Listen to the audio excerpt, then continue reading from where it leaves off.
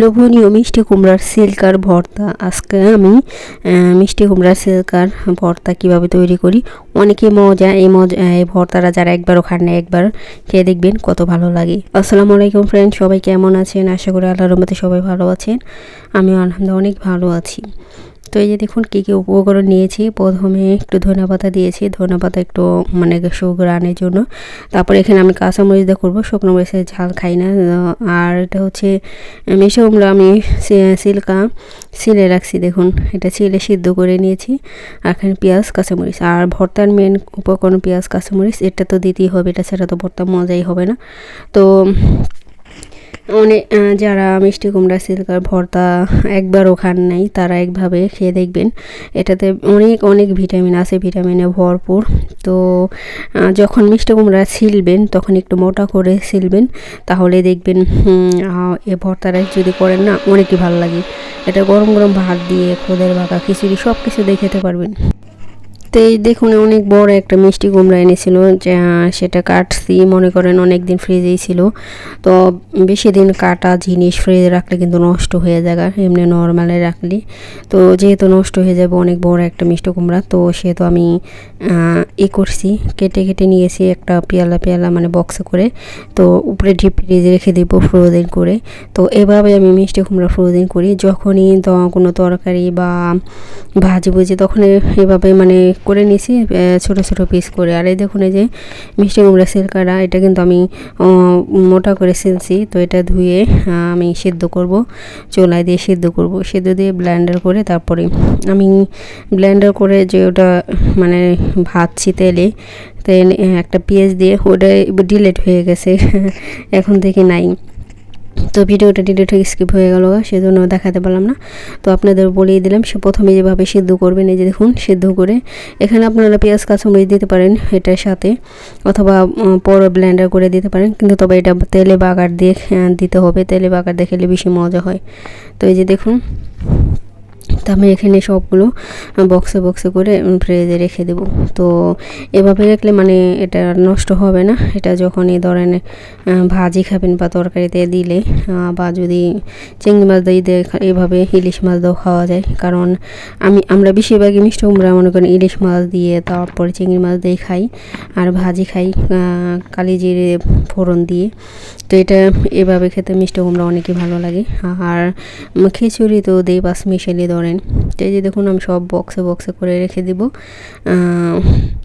সবগুলো বক্সে করে রাখছি। তো এইভাবে আপনারা ফ্রোজেন করতে পারেন। তো এইভাবে যদি ফ্রোজেন করেন তাহলে দেখবেন অনেক দিন থাকবো, এটা আপনারা অনেক দিন 5-6 মাস খেতে পারবেন। কারণ যেহেতু মানুষ কম, আমরা বেশি মানুষ হইলে 2-1 দিনে খাওয়া যায়, কিন্তু 2-3 জন মানুষ হইলে তো বেশি খাওয়া যায় না, সেই জন্য আর কি। তো এইভাবে বক্সে করে রেখে দেব। তো এই যে দেখুন ফ্রিজের এই যে বক্সে করে রেখে দিছি, এভাবেই আমি রেখে দেব। তো যারা আমার চ্যানেলটিকে সাবস্ক্রাইব করছেন সবাইকে অসংখ্য ধন্যবাদ। যারা সাবস্ক্রাইব করেনি আমার ভিডিওটি দেখে ভালো লাগলে অবশ্যই সাবস্ক্রাইব করে দিবেন এবং বেল আইকনে বাজিয়ে দিবেন।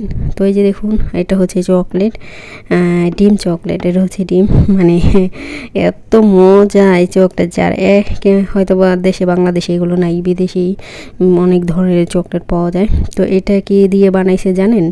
এটা পেস্তা বাদাম দিয়ে, শুধু পেস্তা বাদাম, এটার ভিতরে দুধ, পেস্তা বাদাম আর কিছুই নাই, এখানে আর কিছুই নাই।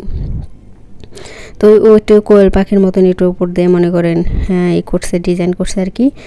এটা কিনাই আনছে, এটা কিন্তু বানাইনি, এটা বাজার থেকে কিনে আনছে বক্সে। কিন্তু অনেক দাম এই চকলেটগুলো, অনেক দাম। আর পেস্তা বাদাম তো দাম অনেক বেশি। তো ওই যে দেখুন ভিতরে একবারে পেস্তা বাদাম, এত মজা। আপনি যে মিল্ক চকলেট বা চকলেট খান, ওই চকলেট সে দ্বিগুণ মজা, এত মজা যে তা বলার বাইরে।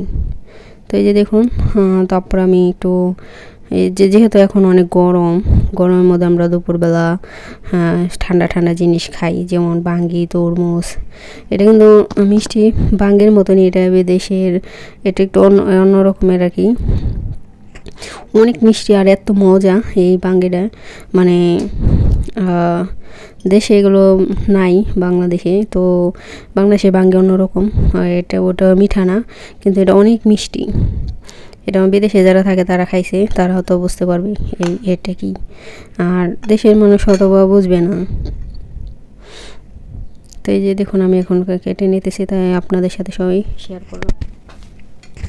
আজকে 5 মিশালি ভিডিও সব কিছু যা যা করছি একটু একটু করে মানে শেয়ার করে দিলাম। তো রেসিপির মধ্যে শুধু ওই যে বললাম ভর্তা, তারপরও ভর্তা কী করুম যে ডিলেট হয়ে গেছে অর্ধেক, মানে ভর্তার অর্ধেক ভিডিও ভুলে ডিলেট হয়ে গেছে, সেই জন্য আর কি পুরোপুরি দেখাইতে পারলাম না। তো সবাই ফুল ভিডিওটা দেখবেন, আশা করি ছোট একটা ভিডিও একবারে। তো কেউ টেনে টুনে ভিডিও দেখেন না, সবার কাছে অনুরোধ থাকবে। আজকের ভিডিওটা খুবই ছোট, তো আমি সবারই ফুল ভিডিও দেখে দিই, 10 মিনিট 15 মিনিটও ফুল চালাই রেখে দিই। তো সবার ফুল ভিডিওটা দেখে দিই আমি। তো সবাই আমার ফুল ভিডিওটা দেখবেন, কেউ টানবেন না। আর যারা সুন্দর সুন্দর কমেন্ট করেন তাদেরকে অসংখ্য ধন্যবাদ।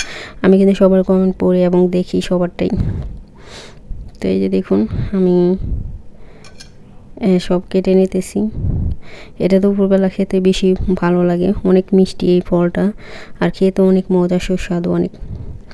যারা খেয়েছেন তারা তো বুঝছেন, আর যারা খান নেই তারা খেতে পারেন। কিন্তু দেশে এই ফল কিন্তু অনেক দাম বেশি।